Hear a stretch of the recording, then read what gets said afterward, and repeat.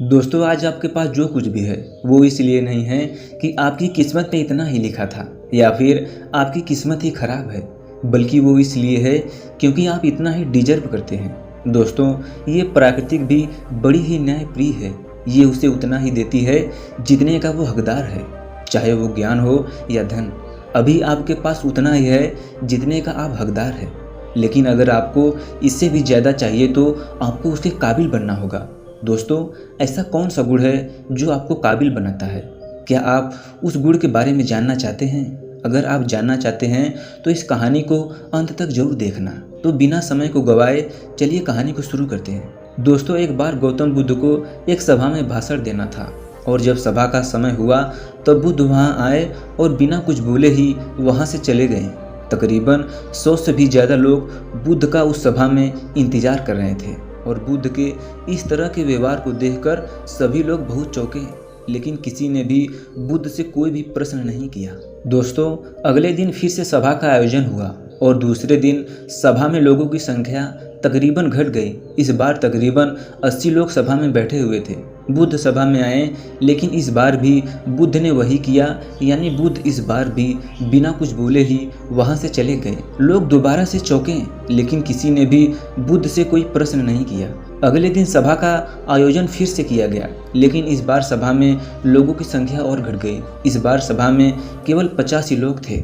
बुद्ध सभा में फिर से आए और उन्होंने इधर उधर देखा और बिना कुछ बोले ही सभा से चले गए। उसके बाद कुछ लोग क्रोधित भी हुए, क्योंकि लोगों ने अपना काम छोड़कर आए हुए थे, लेकिन किसी ने भी बुद्ध से कोई प्रश्न नहीं किया। अगले दिन फिर से सभा का आयोजन हुआ।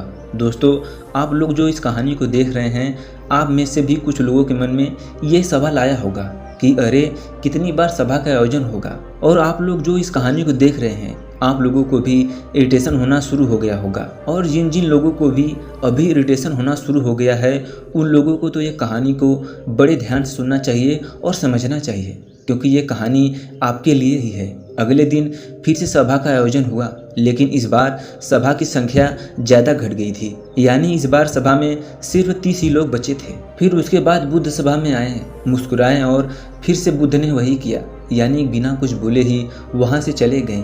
इस बार लोग भी बहुत क्रोधित हुए। इस बार लोगों ने पीछे से कुछ कहा भी और बड़बड़ाए भी, लेकिन बुद्ध ने उनके किसी भी प्रश्न का उत्तर ही नहीं दिया। दोस्तों, अगले दिन फिर से सभा का आयोजन हुआ और इस बार लोगों की संख्या बहुत ज़्यादा घट गई थी, यानी इस बार सभा में कुल मिलाकर 15 लोग ही बचे थे। इस बार भी बुद्ध सभा में आए, लेकिन इस बार बुद्ध अपना आसन ग्रहण कर लेते हैं। फिर बुद्ध बोले। बुद्ध ने उन 15 लोगों को उपदेश दिया और वे 15 लोग ही बुद्ध के भिक्षु बन गए और आगे चलकर उन 15 लोगों ने ही बुद्ध के ज्ञान को अलग अलग दिशाओं में फैला दिया। फिर एक दिन बुद्ध से किसी ने पूछा कि बुद्ध, आप कई दिनों तक बिना बोले ही सभा से क्यों चले जाते थे? फिर बुद्ध कहते हैं कि मैं उन लोगों की खोज में था जो लायक थे, यानी कि पहले दिन 100 से भी ज़्यादा लोग आए हुए थे। उनमें से ज़्यादातर लोग सिर्फ आए हुए थे, उन्हें मेरे उपदेश से कोई मतलब नहीं था, वे बस आ गए थे। उनमें से ज़्यादातर लोग सिर्फ ये देखने और सुनने आए हुए थे कि सभा में क्या होता है। वे मेरे काम के लोग नहीं थे, क्योंकि वो लोग मेरे ज्ञान को औरों तक नहीं पहुंचा सकते थे। मुझे तो उन लोगों की खोज थी जो मेरे ज्ञान को जन जन तक पहुंचा सके। कई दिनों तक सभा से बिना बोले ही मैं इसलिए चला गया क्योंकि मैं ये देखना चाहता था कि वे कौन हैं जिन लोगों के भीतर वास्तव में प्यास थी। वे लोग अंत तक जरूर रुके, और जो लोग बस ऐसे ही आ गए थे, वे लोग पहले या दूसरे दिन ही चले गए। जिनके भीतर धैर्य था, उन्हें मुक्ति का मार्ग भी मिला, और जो लोग जल्दबाजी में थे, वे लोग अब घर पर बैठे हुए हैं। सवाल ये नहीं है कि मैं तुम्हें क्या दे सकता हूँ, बल्कि सवाल ये है कि तुम क्या ले सकते हो। तुम्हारा पात्र कितना बड़ा है और कितने के तुम हकदार हो। जितने के तुम हकदार थे, उससे ज़्यादा तुम्हें नहीं मिलेगा। फिर वह व्यक्ति बुद्ध से पूछता है, बुद्ध लायक कैसे बने?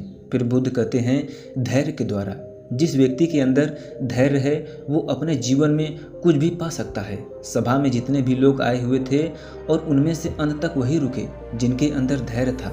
चाहे तुम्हारे जीवन में तुम्हारा लक्ष्य जो कुछ भी हो, लेकिन तुम बिना धैर्य के सफलता के चरम तक नहीं पहुंच सकते। फिर वह व्यक्ति पूछता है कि कि कोई भी व्यक्ति अपने भीतर के धैर्य को कैसे बढ़ाए। बुद्ध कहते हैं निरंतर अभ्यास के द्वारा हम अपने भीतर के धैर्य को बढ़ा सकते हैं। जैसे कोई व्यक्ति जब ध्यान करना शुरू कर देता है तो उसका मन उसके सामने कई सारे अड़चने लेके आता है, लेकिन उसका धैर्य उसे एक दिन उसे लक्ष्य तक जरूर पहुंचा देता है। फिर वह व्यक्ति बुद्ध से कहता है मैं समझ गया बुद्ध, मैं समझ गया, यानी मुझे धैर्य के साथ निरंतर अभ्यास करने की आवश्यकता है। दोस्तों, अब आप समझ गए होंगे कि आपके पास वो क्या है जो आप पाना चाहते हैं, क्योंकि आप उसके लायक नहीं हैं। दोस्तों, अब आपके मन में ये सवाल जरूर उठ रहा होगा कि धैर्य कैसे बढ़ेगा।